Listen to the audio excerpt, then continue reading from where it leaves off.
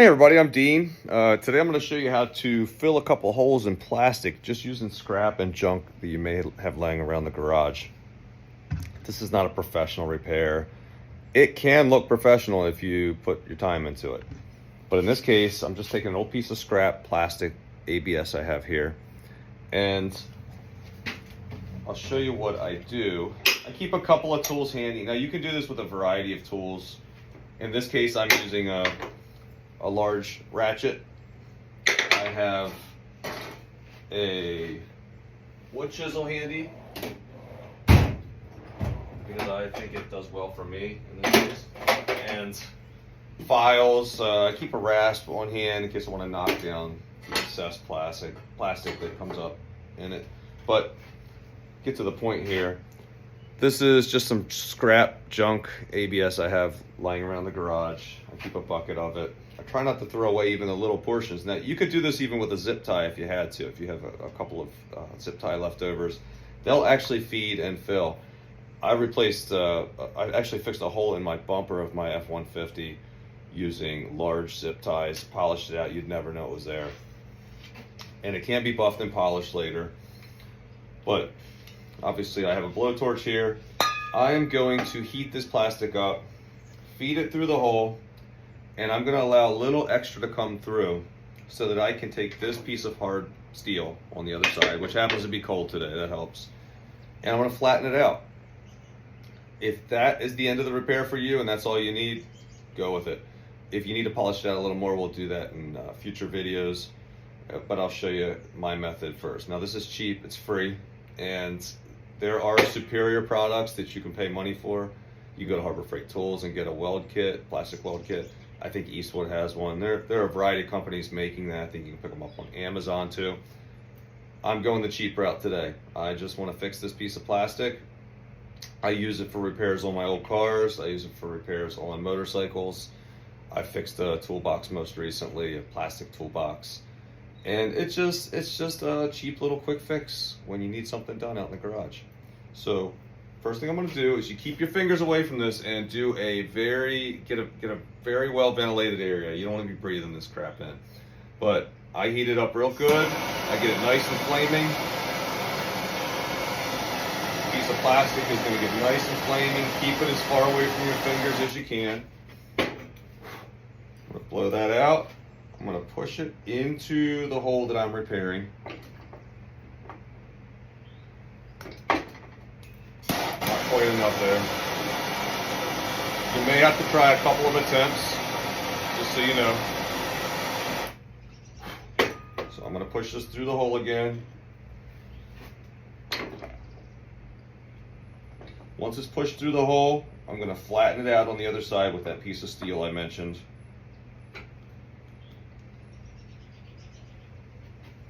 And then I'm going to let it dry up real well.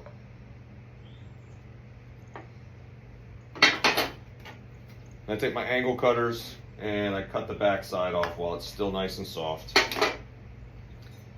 In some cases, you may be at the limit of where you need it repaired. In other cases, you may want to actually heat the back side up again, just a little bit, without damaging the plastic around it, and push it on through some more. What I get out of that, and again, I don't recommend heating the backside unless you really need to. It's better to drill it out and put a new piece through if you have to. But what I come up with is a repair that looks like that. If it needs to come out a little further, you can do that. You can use this if you just need to put a screw into something to restore a hole for threads. Basically, you're welding the hole shut again, and that is fused to the plastic. Now, in this case, you can see it's a little below the surface, which is fine for this piece of scrap. You may be able to fill it or use another method. But let me show you what happens if you need to get it a little further in. I'm going to drill this back out.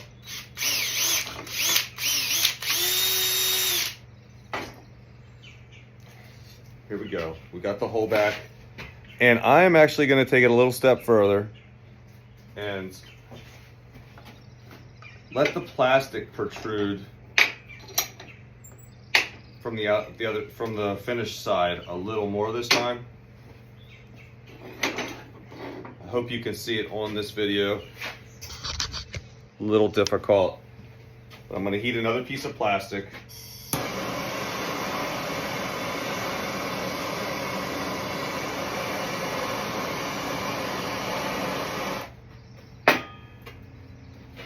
Let it get good and hot.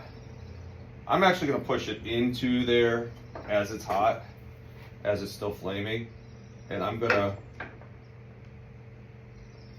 flatten it out real nice with any cold steel tool that will will flatten that out nice. In this case, I have my wood chisel. I'm literally just going to come through here and keep tapping that until it comes off nice and flush.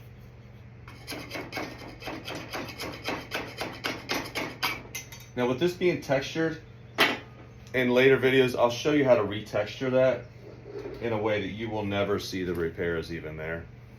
And with a light coat of paint in some cases, it will look phenomenal. So again, I'll take my angle cutters, I cut the back side of the repair off.